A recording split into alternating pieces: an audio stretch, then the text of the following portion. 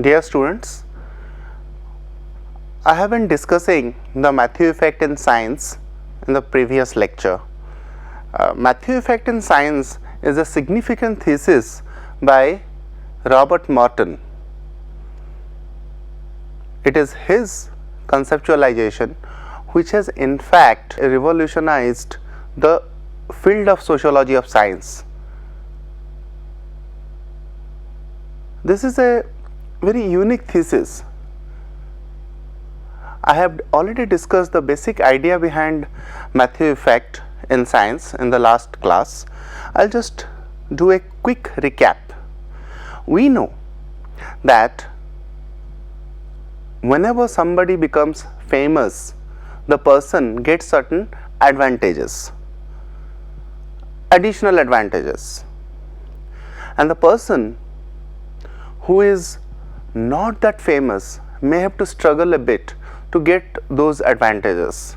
Now transfer this basic idea to the scientific community and we have Matthew effect. And why is it Matthew effect? Why is it named, christened as Matthew effect? Is because Robert Merton has taken this idea from Bible. He has taken it from Saint Matthew's Gospel and Bible, where he says in typical biblical language that those who have will have more, and those who do not have anything, or those who have very little, it will be taken away from them in certain biblical context. Now he has applied this basic idea to the scientific community to look at the unequal distribution of resources available to the scientists of unequal rank. Unequal rank, somebody who is senior, somebody who has already made a name for himself or herself, somebody who is reputed, somebody who has got recognition, an eminent scientist. An eminent scientist finds it easier to get further recognition, get further importance. How does the person get further importance? That is, when the eminent scientist applies for funding, he or she easily gets it compared to a newcomer or not so eminent one. Whenever a famous scientist writes a research proposal, it gets easy acceptance by the funding agencies.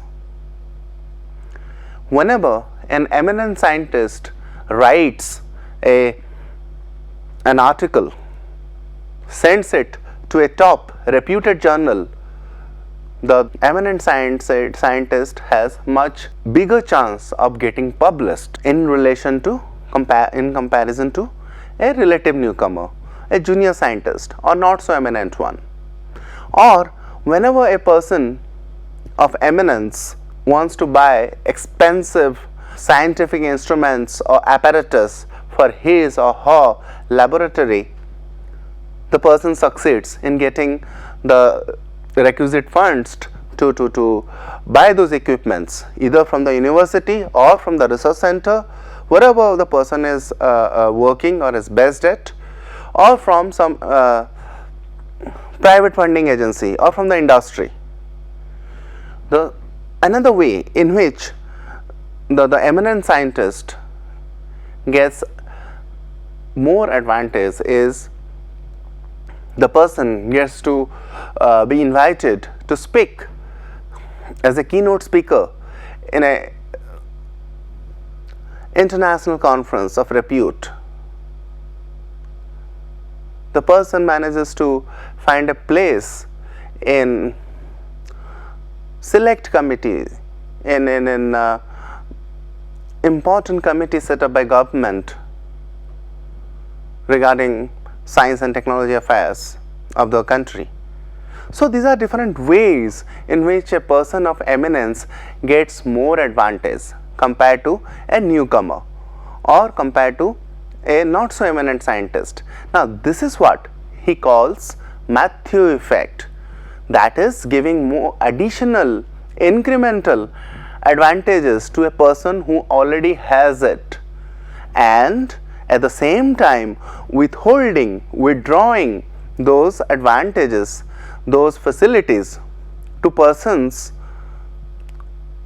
who are not that reputed, who have not made their mark, or who are junior, or who have just joined a department or an institute, a new faculty. Now, how does that happen and where does that happen? It happens in two cases essentially. First, in case of joint collaboration, joint publication. If an eminent person is with not so eminent one, or junior faculty member, or junior researcher, junior scientist, even if the junior scientist has made significant contribution to that article, to that project, to that book, to that experiment, but it is always the person of eminence who takes away all the credit. How is credit given? In fact, this article, this argument, this thesis by Robert Merton is based on a series of interviews conducted by Harriet Zuckerman, an academic collaborator of Robert Merton, with the Nobel laureates. The study is also based on the biography, the autobiography, the diaries, the notes, life histories of eminent scientists and Nobel laureates. Based on this study, he has come to make this very important statement that Matthew effect actually is an operation within the scientific community. And essentially it happens in two cases. One, in case of joint collaboration or joint publication. Second, in case of independent multiple discoveries. In case of joint collaboration, always the person who has person of eminence gets all the credit, and the person who has done a lot of hard work is ignored, not given that much of importance, because everybody thinks that it is the reputed person, the Nobel laureate, the senior scientist who has done all the hard work. Hence, it is an injustice to the junior scientist. In case of multiple discoveries, independent multiple discoveries, if the same thing has been found or arrived at by two different scientists at two different institutes, at two different departments or two different countries, it is always the person who is already known will get the credit. People will tend to associate that discovery, that invention, that new thing, new formula, new equation with the person of eminence, because it is assumed that the fellow who has already proved his worth or proved her worth must have done this. So, it is double increment, double advantage to the person of eminence, and it is always double injustice to the not so eminent person, the junior scientist or the relative newcomer. Now, this is, we have already discussed this in the last class, but I thought I would do a quick recap of this in this lecture. Now, this is Matthew effect as it appears, has positive connotation for a person of eminence, for reputed scientists, because it always helps them further, and it has negative connotation for junior scientists, not so eminent ones. They always end up not getting credit, not getting due credit, not getting deserving credit. So, it is dysfunctional for individual scientists who are newcomers or not so eminent ones. But at the same time, Robert Merton says it can be functional, it can be positive for the very field of science itself. How? Because whenever we pick up a book or an article by a person of eminence, automatically whatever the ideas that has been expressed in that book or an article gets diffused, it spreads through the readers to the broader scientific community, and that is one of the important goals of science, that is spread of knowledge, diffusion of scientific knowledge. It is through communication that scientific knowledge is spread, and if a scientist has already communicated his or her ideas through a book or an article and the readers read it, then this process of diffusion of scientific knowledge occurs, which is one of the important goals of science. And how is it functional? Because that is the ultimate aim of science, that is the ideas expressed should be communicated, it should reach out to the broader scientific community. And how is Matthew effect functional for science in this way? Because we tend to pick up the books or the articles by famous ones. We do that because it is impossible for us to go through all the articles or books written in our respective disciplines or fields of activity or scientific domain. So we pick and choose, and we choose whom? We choose persons we are familiar with, persons who have already made a name, persons who are acclaimed, renowned scientists. And in that process, since we pick up the books by authors who are well known, in that process whatever idea that has been expressed gets easily diffused, and scientific diffusion of knowledge is possible. So that is functional for science. Now in this class, in this lecture, I shall discuss another important dimension of Matthew effect, that is there a social psychological base to the reputed scientist?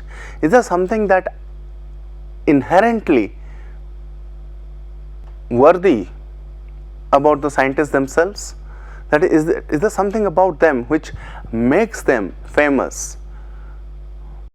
Has it something to do with their way of working, way of picking problems, the way they handle research, their personality, their character, their nature? If Matthew effect is biased towards senior scientist or established scientist or reputed scientist, is there a base to that? Is there a social psychological basis to the reputed scientists? So if you look at the history of science, you would know that great scientists are typically involved in multiple discoveries. It holds for Newton, it holds for Faraday, for Galileo, for Maxwell, Cavendish, Lavoisier, Thomas Alva Edison. All these people were prolific. They came up with multiple inventions. They came up with multiple scientific discoveries. For instance, Kelvin was involved in 32 or more multiple discoveries. They are genius. What makes them genius? Is there something to do with their social character, or they are born genius?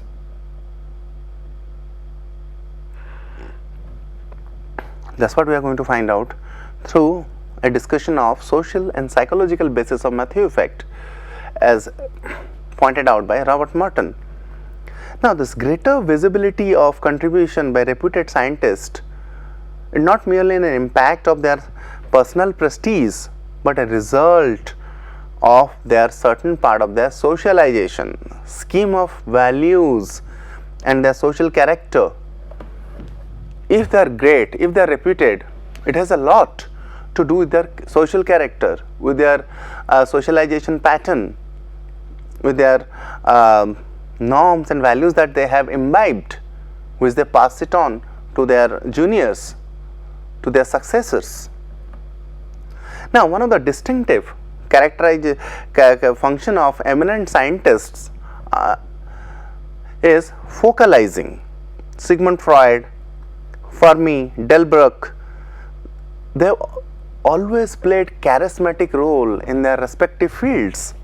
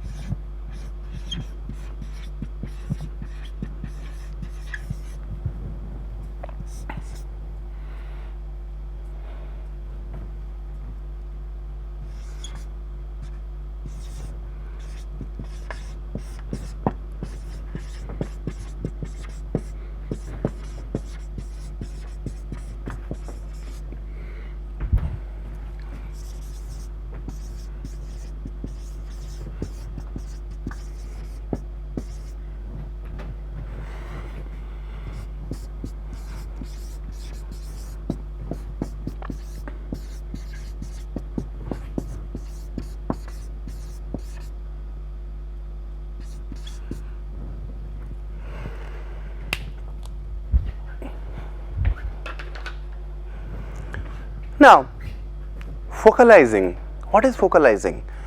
They tend to focus on certain areas within their field and they elevate that field to a new stream, to a new school of thought.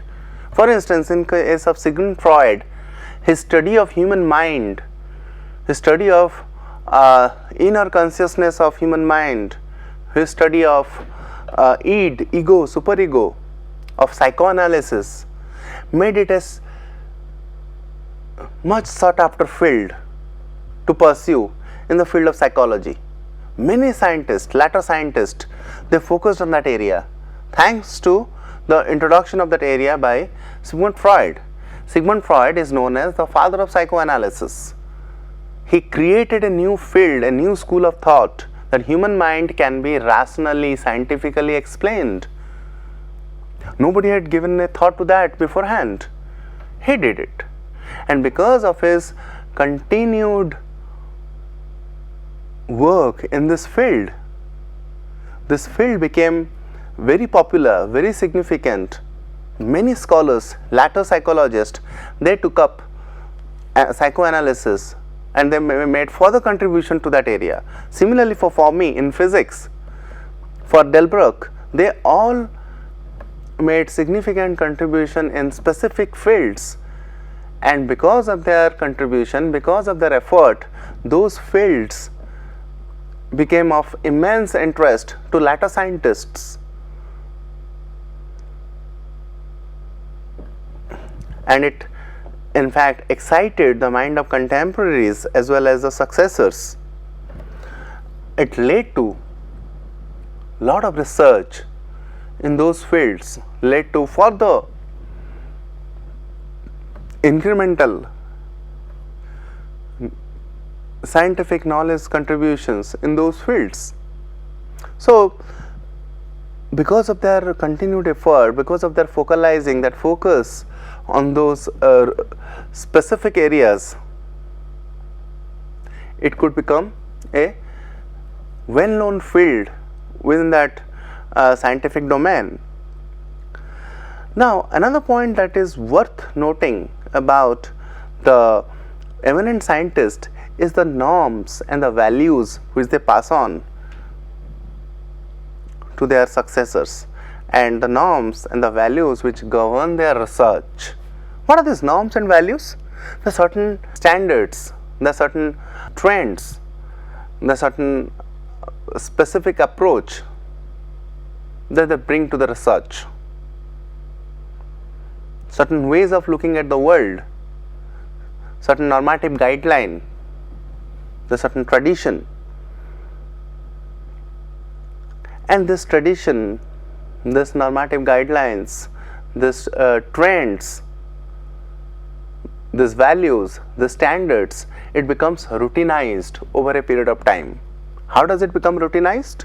Because wherever they work, in whichever department or laboratories, they pass it on to their successors, to the not only to the contemporaries but also to those who come after them.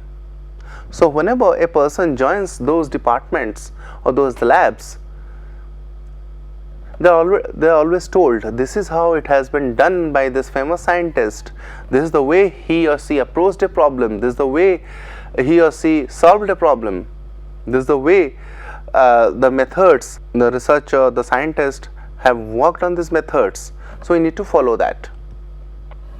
So the junior scientists, they get trained into those routinized patterns, norms, values, and trends, and that leads to further important scientific contribution in those fields, because these famous scientists have a specific, unique style of functioning, and that style of functioning they pass it on to the successive generation of scientists, and they just follow it. Like the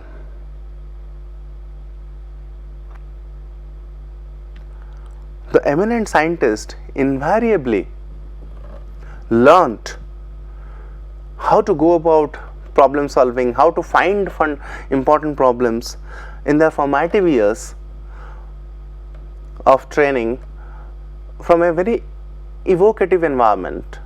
For instance, Robert Merton himself gives an example that 55 of current Nobelists, when the article was written in 1968, he says during that period 55 of the Nobel Prize winners, out of this 55, 34 had worked with 46 Nobel Prize winners in their younger days. So a majority of Nobel Prize winners have worked with Nobel Prize winners themselves in their younger days. It's a matter of socialization. It has something to do with the pattern of socialization that they have undergone, where this norms, tradition, values, standards have been passed on, way of finding important problems, way of looking at the scientific issue have been passed on to the successive generation by these eminent scientists. So it has something to do with the socialization pattern, it has something to do with the social character, which tells them how to find a problem, how to look for a fundamental problem that can be of significant implications in that research area. Great scientists show what makes a great scientist a great scientist, what makes an eminent scientist an eminent one.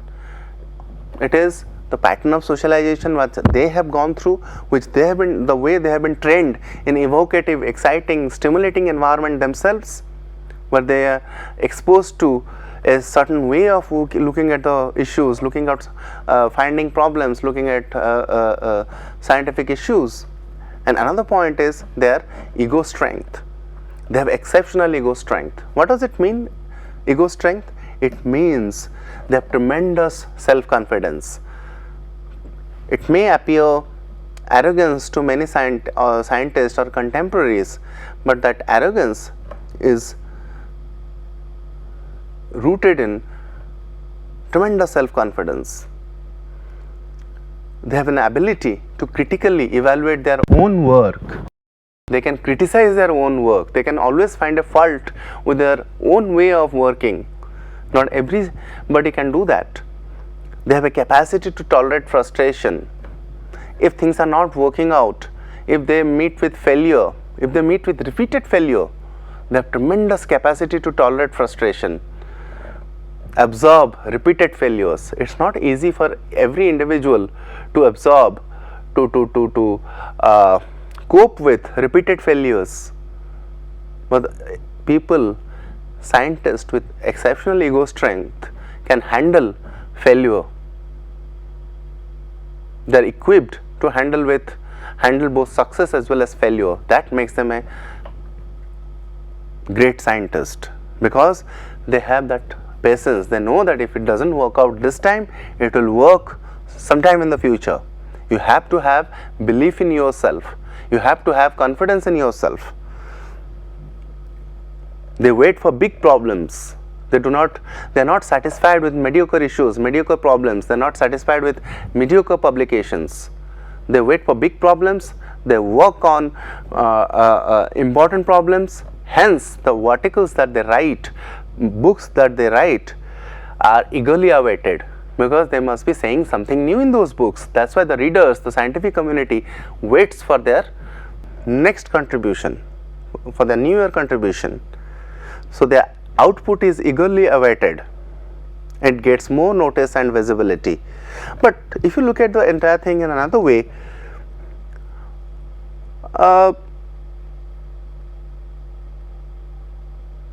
Freud or Fermi or Richard Feynman, if they have decided to report it, then it is worth reading, and hence it gets more attention. See, the kind of reputation that they have, when they publish something, people tend to look at it, tend to give it notice. They get easy notice. But this perspective can also be dysfunctional under certain conditions. For instance, eminent scientists